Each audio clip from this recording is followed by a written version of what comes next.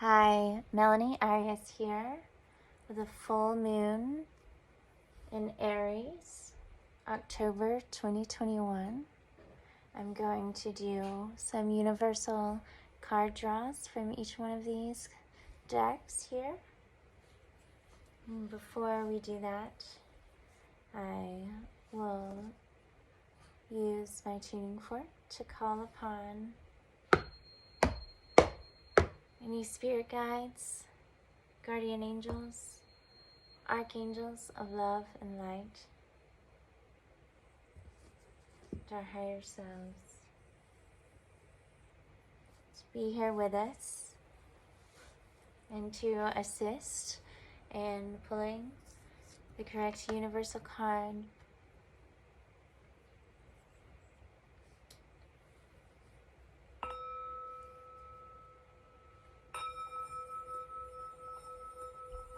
The October 2021 full moon is known as the Hunter's Moon. It's chock full of fiery energy that'll help us stand up for ourselves and take back our power.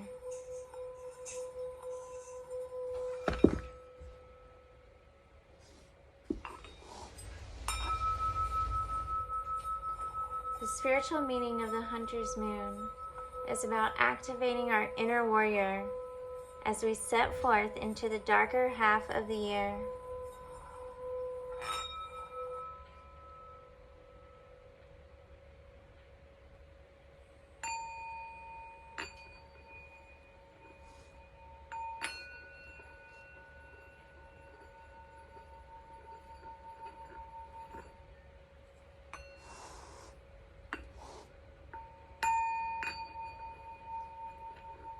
Because situations in our lives naturally come to climaxes or conclusions under these lunatations.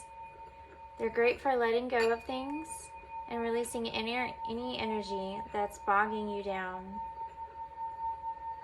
When it comes to the October 2021 full moon, which takes place in the fire sign of Aries, it's a time to let go of relationships, beliefs, or habits that are holding you back from being a leader in your own life and getting what you want.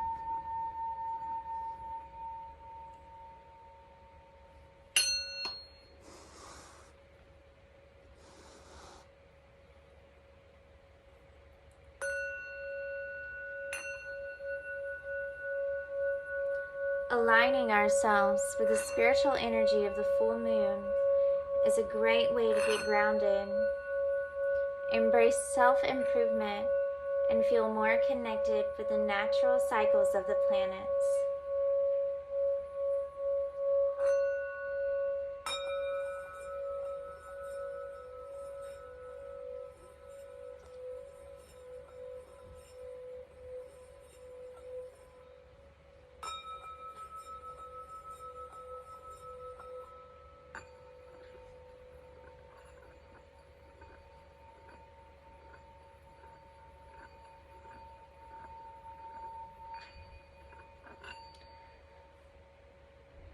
October's big lunatation is the Hunter's Moon.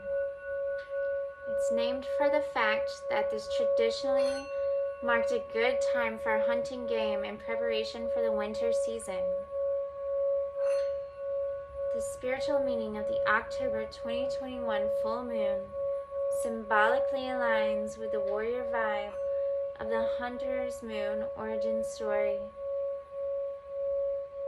As its cosmic challenges will require us to use skill, patience, and power to secure the bag and make the most of this energetic harvest.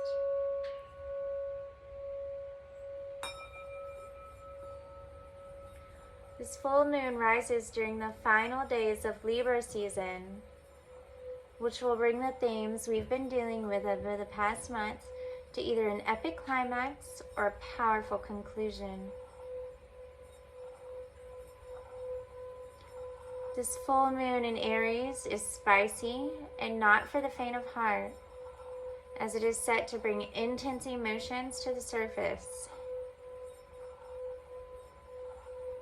It is a culmination of all the work we've been doing there during the entirety of Libra season, which will recalibrate our relationships so we can live more authentically.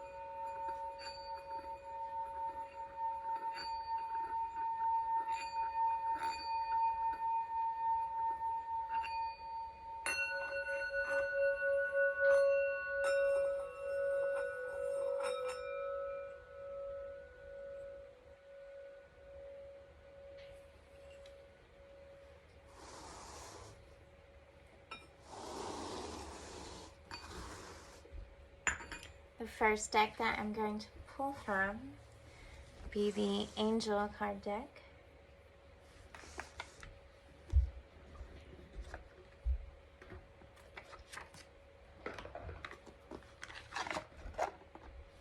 So you'll clear the deck. And I'm going to ask that any of our angels and archangels, spirit guides, any helpers, may they allow the perfect universal card to jump out of this deck.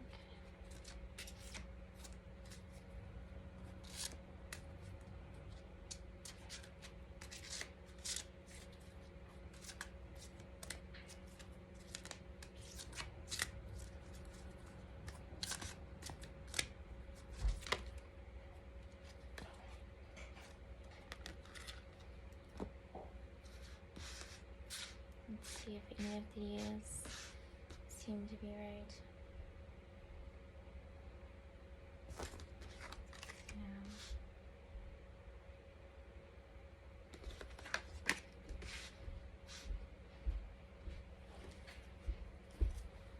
Okay, this will be our card. We have the Ten of Earth, a very happy family life, financial security, finding magic in the little things in life.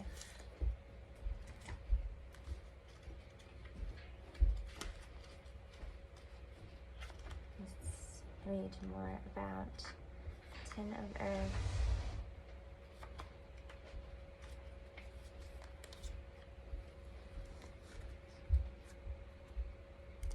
There we go. It's a beautiful card. Abundance and financial security are at hand. You've established a lasting foundation of success in business. With this success come feelings of freedom, material comfort, satisfaction in your accomplishments, and the capacity to enjoy yourself are now or will soon be yours. Still, it's important to appreciate the little things in life. Your family life is strong, secure, and peaceful. This may include your blood relatives, a chosen family, or a community of people to whom you strongly relate. You draw great comfort from those around you and then know that you've been extremely blessed. Additional meanings of this card are happiness, inheritance, passing on knowledge, a sense of completion.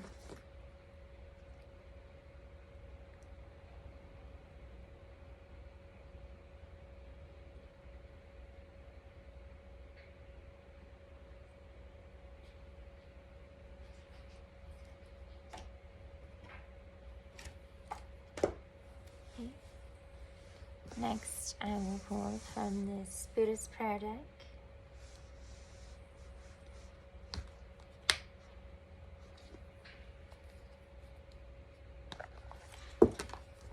Oop.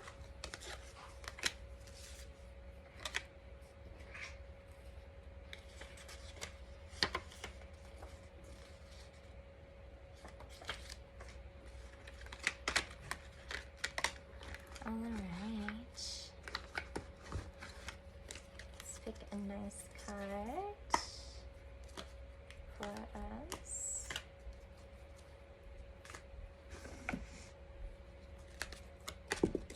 Oh.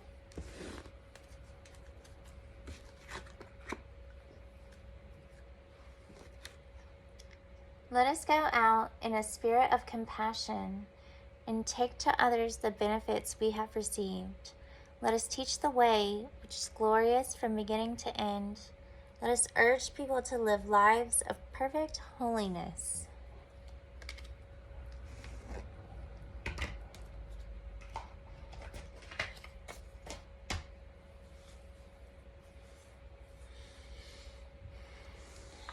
Next, I'll pull from this New Orleans Oracle deck.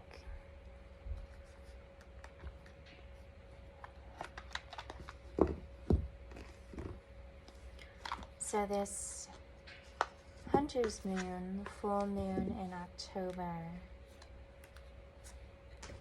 is the only full moon of the year in Aries. I am an Aries, so I'm very excited for this full moon.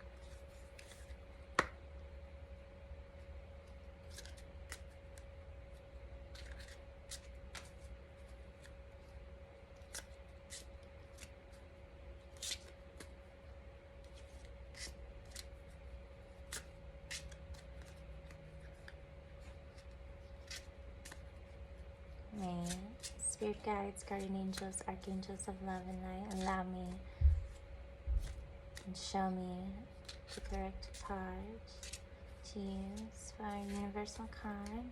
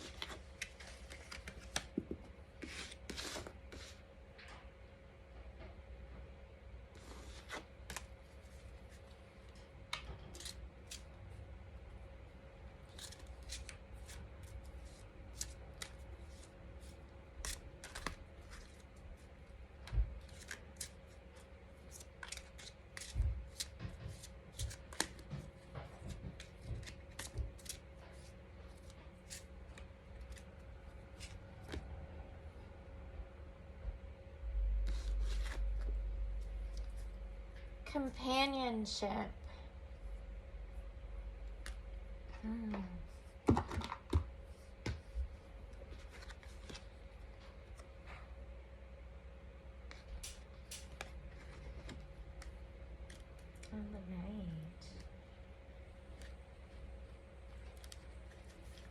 Companionship. Many times when we think of companionship, we immediately think of romantic connections. However, quite often the most fulfilling and enjoyable relationships that we experience are through platonic connections. At this time, there's healing energy for you through companionship with others. Allow yourself to create and experience new ways to connect with people. Perhaps joining a group of like-minded people to enjoy activities such as yoga, painting, dancing, or traveling would be a good place to start. Healing through sharing of love can come in many forms, and it's time to be open to all the ways that loving companionship can come into your life.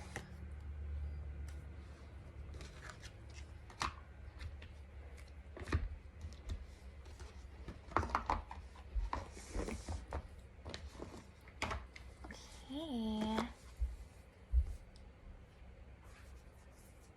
Now I will pull an inspirational card from this deck. There we go.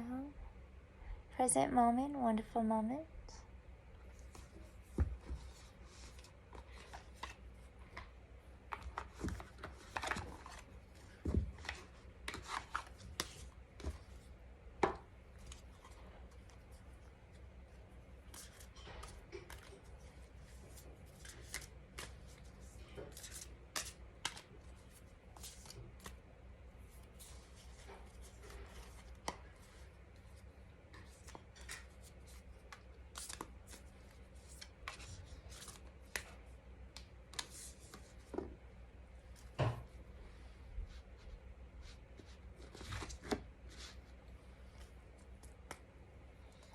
Using the telephone.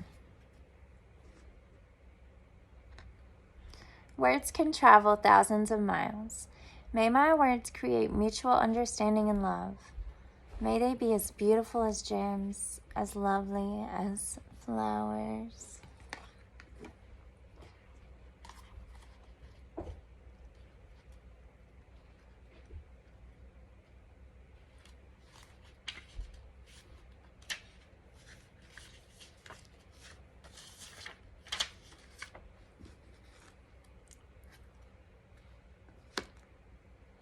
The telephone is a very convenient means of communication. It can save us travel time and expense, but the telephone can also tyrannize us. If it is always ringing, we are disturbed and cannot accomplish much. If we talk on the phone without awareness, we waste precious time and money. Often we say things that are not important. How many times have we received our telephone bill and winced at the amount that is due? When the telephone rings, the bell creates in us a kind of vibration, maybe some anxiety. Who is calling? Is it good news or bad news? There's a force that pulls us to the phone. We cannot resist. We are victims of our own telephone. The next time you hear the phone ring, I recommend you remember that you are your own master, walking like a Buddha to the phone, dwelling in mindfulness. When you pick up the phone, you know that you are smiling, not only for your own sake, but also for the sake of the other person. If you are irritated or angry, the other person will receive your negativity. But since you are smiling, how fortunate for him or her. Before you make a phone call, I suggest you breathe in and out twice and recite the 4 lines of this verse. Then pick up the phone and dial. Practicing telephone meditation can counteract stress and depression and bring the Buddha into your daily life. We should not underestimate the efforts of our words when we use right speech. The words we speak can build up understanding and love. They can be as beautiful as gems, as lovely as flowers, and they can make many people happy. The telephone gather can help us practice right speech, and it can also help us keep our phone bills down. So I feel part of this reading was aged a bit, but we could definitely apply it to current day situations with our smartphones. That concludes my readings. Thank you